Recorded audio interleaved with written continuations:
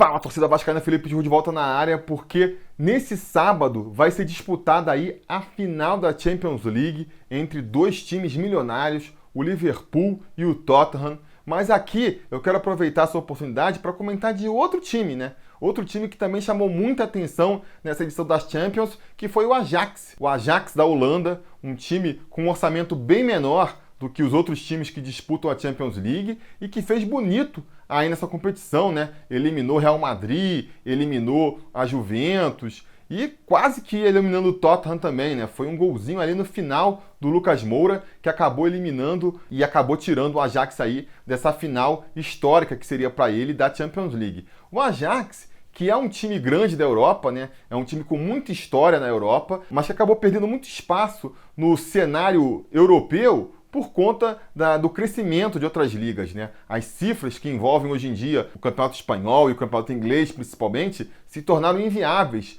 para uma equipe de um país menor como a Holanda, e o Ajax acabou sumindo do cenário internacional nesses últimos anos e apareceu de novo agora com uma fórmula que eu acho que pode ser muito interessante para o Vasco olhar. Não é uma fórmula nova, o Ajax sempre apostou muito na juventude, mas que se mostrou bem sucedida mais uma vez e que o Vasco pode usar como exemplo sim, principalmente pelos próximos anos, né? Porque aquela história, o Ajax, dificilmente aí eu consigo projetar um futuro onde o Ajax consiga voltar a rivalizar com os grandes da Europa na questão financeira, né? O Vasco aqui no Brasil, eu ainda projeto que se ele for bem reestruturado, né, por conta da sua torcida, da sua dimensão, ele pode voltar a ser um dos times mais ricos do Brasil, sim. Tem até essa projeção lá que o pessoal do Vasco fez, né? De que em 2030 o Vasco voltaria a ser um top 3 do Brasil. Tomara que eles estejam certos. Mas até lá, como é que o Vasco faz? O Vasco não pode querer apostar com Palmeiras, com Flamengo, com Cruzeiro, com Corinthians, jogando o mesmo jogo que eles fazem, vendo quem tem mais dinheiro para botar na mesa. Porque nessa é óbvio, né? Ele vai sair na pior. O orçamento do Vasco é bem pior do que o desses times, acaba se dando mal. E eu acho que a gente vê muito isso do Vasco, né?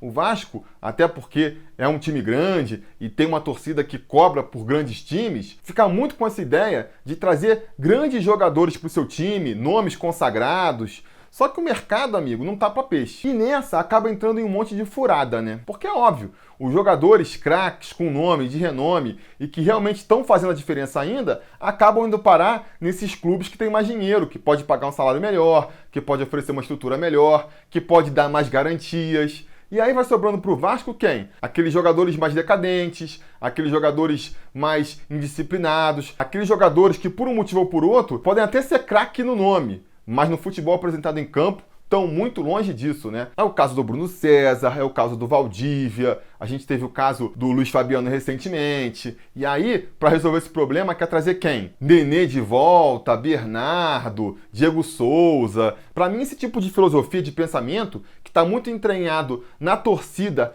e na direção do clube, é um dos principais responsáveis por a gente montar times tão ruins. Porque a gente já comentou isso aqui também, né? A situação financeira do Vasco não tá boa, não dá pro Vasco competir com os times lá do topo da tabela, não dá. Mas também não tá tão ruim pra gente estar disputando com os times lá de baixo. Pelo nosso orçamento, era pra gente estar ali, ó, no meio da tabela, bem longe da zona do rebaixamento e sonhando, quem sabe, em abocanhar uma vaga na Libertadores, de repente, por que não? Então, acho que o Vasco precisa mudar sua mentalidade e o Ajax é uma boa prova disso. Porque o Ajax, se ele fosse querer disputar com os outros times que chegaram nas semifinais aí da Copa dos Campeões, com a mesma arma que eles usaram, tinha se ferrado, né? O que ele ia fazer? Vai atrás dos jogadores mais consagrados do mundo e vai lá e banca o salário que eles estiverem dispostos a pagar? Você acha que o Ajax ia conseguir se criar nessa? Ou vocês acham que o Ajax, se ele quisesse, ele ia conseguir fazer que nem a Juventus e tirar o Cristiano Ronaldo do Real Madrid? Fazer que nem o Paris Saint-Germain e tirar o Neymar do Barcelona? Dificilmente esses jogadores iam aceitar a proposta. Se aceitassem, iam comprometer ali todo o orçamento do Ajax, então não ia dar para o Ajax entrar nessa briga. E a gente não vê, por conta disso, o Ajax tentando seguir nessa filosofia de só contratar figurão e, por conta disso, indo naqueles jogadores já mais em final de carreira, né? Indo atrás, sei lá, de um Yaya Touré que se aposentou agora. Ah, não, vamos tirar o Iniesta lá do futebol do Catar e trazer ele de novo aqui, porque ele pode ser uma solução. A gente não vê o Ajax indo por esse caminho também, né?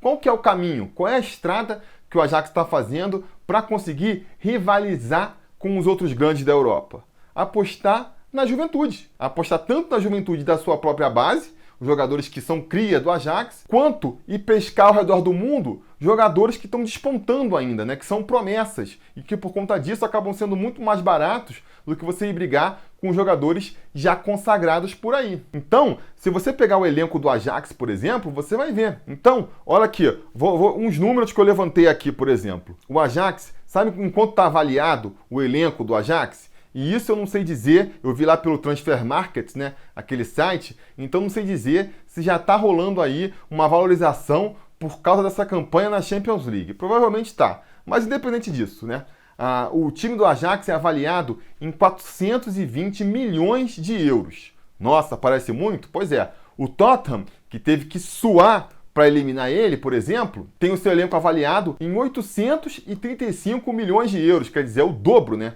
É o dobro do orçamento do Ajax. Se for pegar os outros semifinalistas, então, o time do Liverpool é avaliado em 950 milhões de euros. O time do Barcelona é avaliado em 1,18 bilhões de euros. Olha como o Ajax está brigando aí entre um monte de cachorro grande, né? E aí você pode falar, o Ajax não jogou com o Barcelona nem com o Liverpool e foi eliminado pelo Tottenham. Beleza, então vamos ver o histórico dele aí na competição. Na primeira fase, jogou de igual para igual com o Bayern de Munique, acabou em segundo do grupo, mas não perdeu para o Bayern, ficou invicto na primeira fase. E o Bayern tem um elenco avaliado em 772 milhões de euros, quase o dobro do Ajax. Depois, nas oitavas, eliminou o poderoso Real Madrid, com um elenco avaliado em 955 milhões de euros.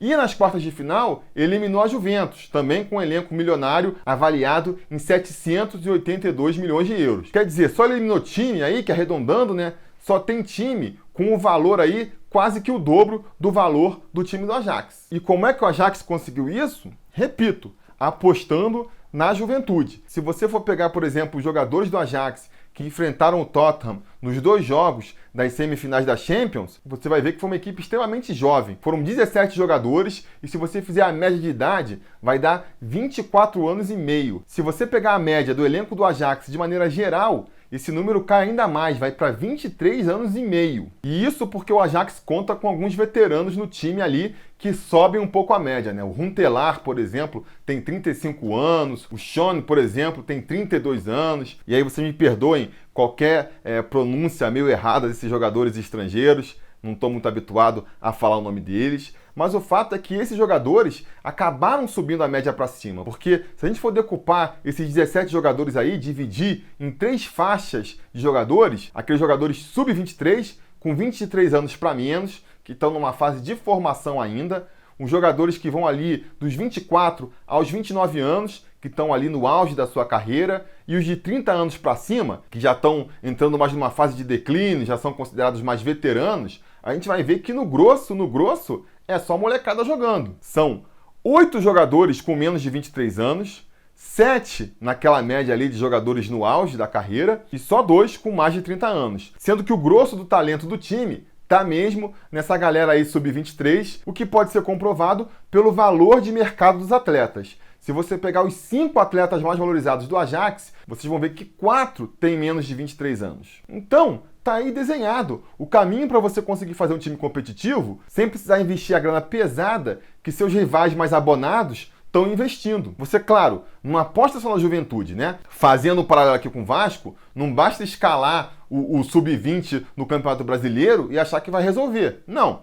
você tem que fazer uma mescla. Você pontua aí com os 2 jogadores mais veteranos, no caso do Ajax, salpica alguns jogadores mais experientes, né, no auge da carreira, por mais que não sejam grandes talentos, são aqueles jogadores que vão ajudar a construir um esqueleto para o time e aposta pesadamente na juventude. O seu talento vai estar na juventude. Venha ele da sua base, de preferência, ou se não, de outro lugar. Você contrata um jogador aí que está despontando ainda, no caso do Vasco ele pode procurar por esse Brasil inteiro, vai no Nordeste, vai no Norte, tenta procurar mercados que estão sendo menos observados, ou então no restante da América do Sul mesmo, até na África, se for o caso. Se você pegar de novo o exemplo do Ajax, metade do time deles é composta por jogadores holandeses, mas outra metade, e são jogadores mais novos, são compostos por jogadores da própria Europa, de outros mercados menores como Portugal e Dinamarca, jogadores da África, jogadores da América do Sul, né? Tem o David Neres, um brasileiro lá que se destacou bastante